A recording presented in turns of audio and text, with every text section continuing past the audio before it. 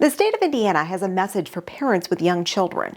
To protect them, test them. Lead can cause lifelong health impacts. Developmental delays, speech delays, learning disabilities. But exposure is a solvable problem. We need to increase testing, right? We want every single child at the age of 1 and 2 to be tested because that is the absolute best way for parents to know if their child's been exposed and whether or not their child has a level that's of concern or not. The state passed a law requiring universal testing last year. Rates are improving, but not fast enough, according to Paul Crevens, director of Indiana's Lead and Healthy Homes Division. We're still testing, on the whole, only about 40% of our kids across the state before they turn 3, which is certainly underachieving relative to where we want to be. That's where health departments like Fountain County come in, not only to spread awareness, but to make testing access as universal as possible. If you don't have a primary care doctor, we can do it here in our office for free. It's just a simple finger prick, and then we send it off to our state lab to have them analyze it. If providers catch exposure early, they can do a lot to help children bounce back. I can't give you a pill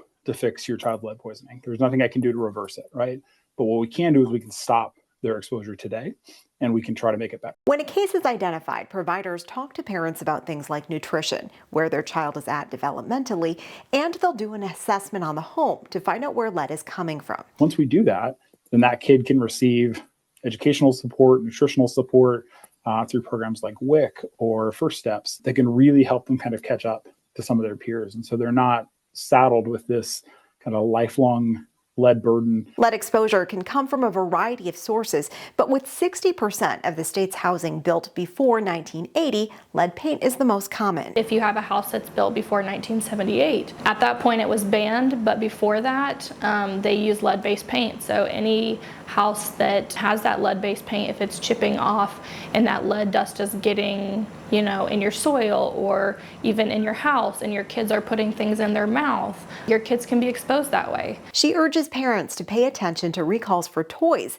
and be mindful of your hobbies and workplace. If you work anywhere near or around lead in your work environment, that's another exposure. And so we recommend that you shower, wash, take your shoes off, take your clothes off before you even come home from work. That way you're not exposing it into your household. Kind of the one-off things that we're starting to see more of is things like people decorating with old barnwood, right? Old painted barnwood, not something you'd typically think is a lead hazard, but if you got chipping and flaking and peeling paint coming off of that beautiful old door that you put up, that's a risk for your kids. It's tough to benchmark Indiana's progress in comparison to other states because not all require universal testing. So the state is zeroing in on high-risk areas. Risk for lead is often predicated upon things like, where's older housing? Where do we have high rates of children under 6? Where do we have minority populations? Because we know that they have sort of a direct tie to kind of disproportionate impact. And so what we find is that a lot of that is in our older cities. Lake County, for instance, around some of those major cities are especially at risk. South Bend, chunks of Elkhart, Lafayette. If you're concerned, Crevens says your doctor or county health department is a great first step, and testing couldn't be easier. It literally takes 5 minutes.